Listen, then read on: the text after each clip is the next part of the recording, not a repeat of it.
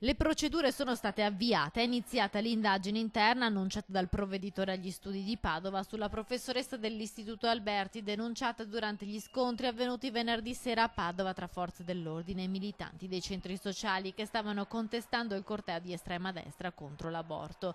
Maria Giachi, trentenne, docente precaria di matematica, attivista del collettivo politico Gramigna, è accusata di aver sputato e preso a calci alcuni agenti durante i momenti concitati delle due cariche in via Oberdan tra il comune e il caffè Pedrocchi. Il provveditore agli studi, Roberto Natale, ha già chiesto agli inquirenti tutta la documentazione per valutare il comportamento tenuto dall'insegnante al di fuori del contesto lavorativo.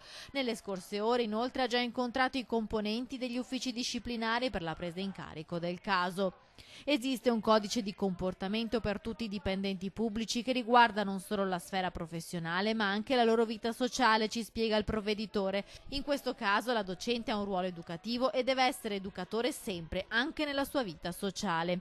Alla professoressa Giachi dunque non si contesta il fatto che abbia manifestato. Manifestare è un diritto sancito dalla Costituzione, ma le modalità con cui lo ha fatto. Se i calci e i pugni ai poliziotti venissero confermati dalle indagini, la docente rischierebbe una sanzione disciplinare che va dalla semplice censura al ben più grave licenziamento, come nel caso della professoressa di Torino, allontanata dalla scuola dopo aver augurato la morte agli agenti durante una manifestazione.